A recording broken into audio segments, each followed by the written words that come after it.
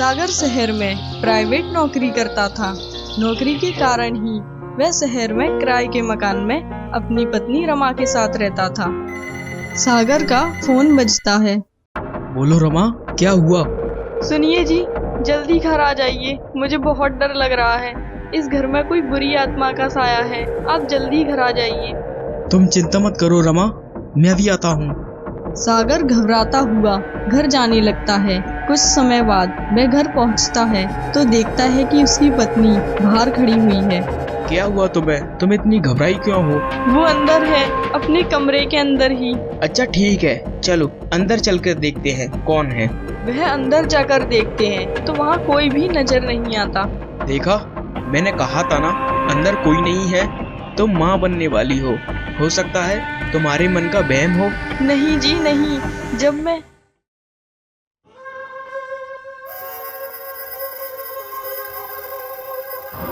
कौन है वहाँ पर?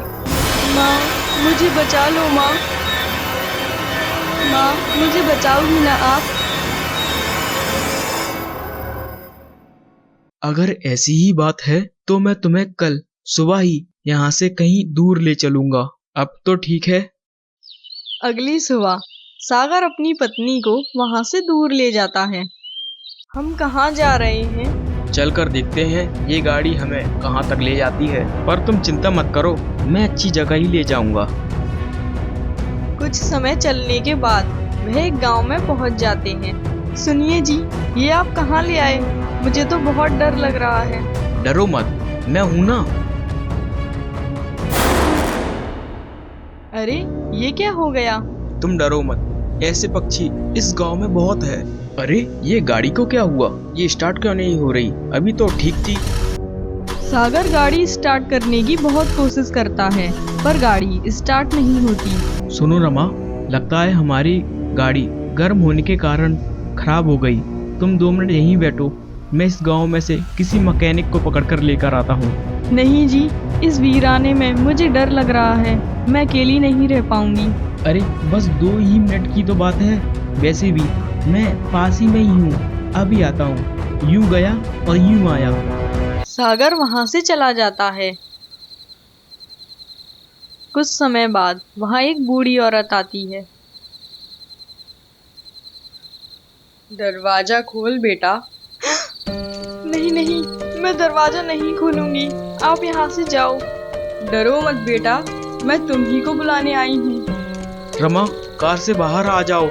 आज रात को हम इन्हीं माँ के घर रुकेंगे।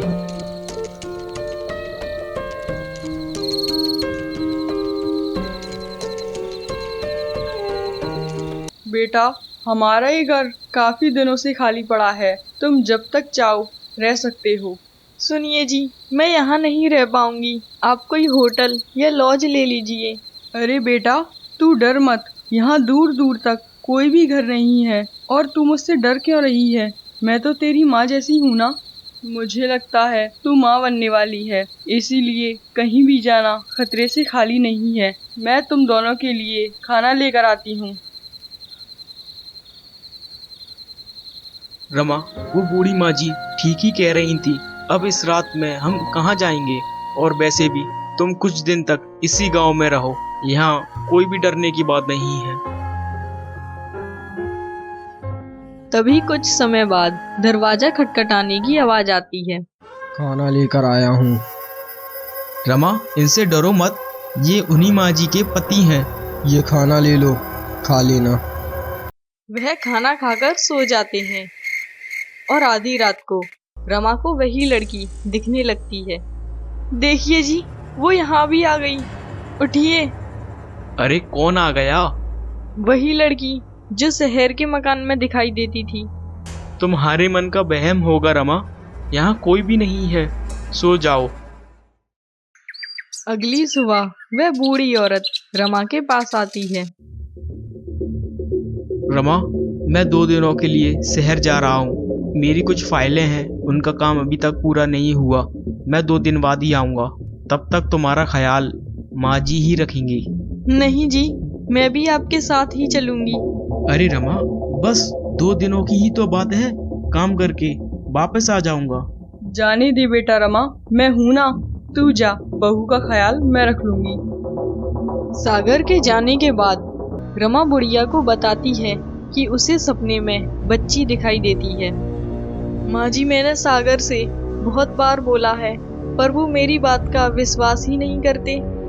बेटा, तू चिंता मत कर, मैं एक तांत्रिक को जानती हूँ। मैं आज शाम को ही उसे घर पर बुला लेती हूँ। माँ जी, वैसे वो लड़की मुझे अभी भी दिखाई दे रही है। कहाँ है वो? वो दरवाजे के पास खड़ी है। वो मेरे साथ ही रहती है और मुझसे बात करने की कोशिश करती है। बेटा, वैसे ही छोटे छोटे बच्चों को खाने आती हैं, पर मेरे होते तेरे बच्चे को कुछ नहीं होगा। चल, अब तू कुछ खा ले। रात को उस बूढ़ी औरत के घर तांत्रिक आता है। बेटी, तेरे बच्चे पर बुरी आत्मा का साया है, पर तू चिंता मत कर, इसे मैं देख लूंगा। कुछ समय बाद रमा खिड़की से देख रही होती है कि तांत्रिक और बूढ़ी औरत दोनों बात कर रहे होते हैं।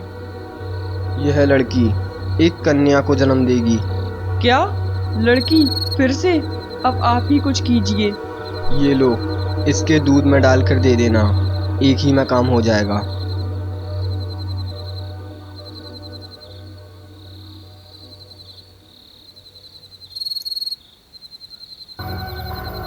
थोड़ी देर बाद बूढ़ी औरत रमा के लिए दूध लेकर आती है। ले बेटी, दूध पी ले।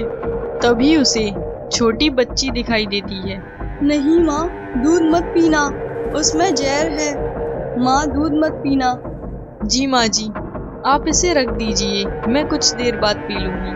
पर याद से पी लेना, और डर लगे तो मुझे आवाज दे देना।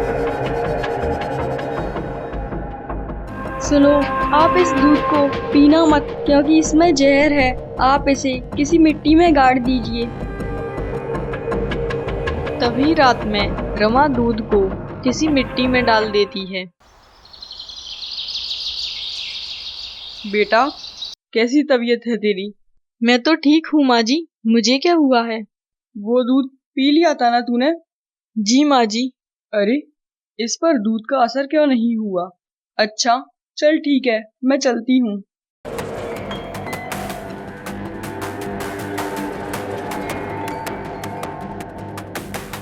सुनो तुम दोनों, उसका बच्चा जिंदा नहीं बचना चाहिए, समझी? ठीक है, हम काम होने के बाद ही पैसा लेंगे। यह सब उस छोटी बच्ची की आत्मा देख लेती है। माँ, जल्दी उठो, चलो यहाँ से।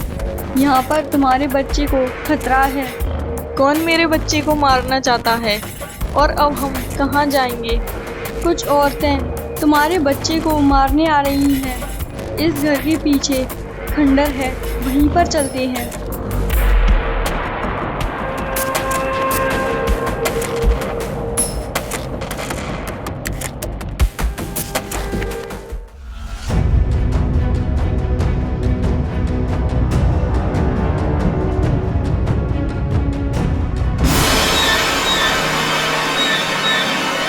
इस कहानी का अगला पार्ट गुरुवार को देखें, और कहानी पसंद आई हो तो चैनल को सब्सक्राइब करें।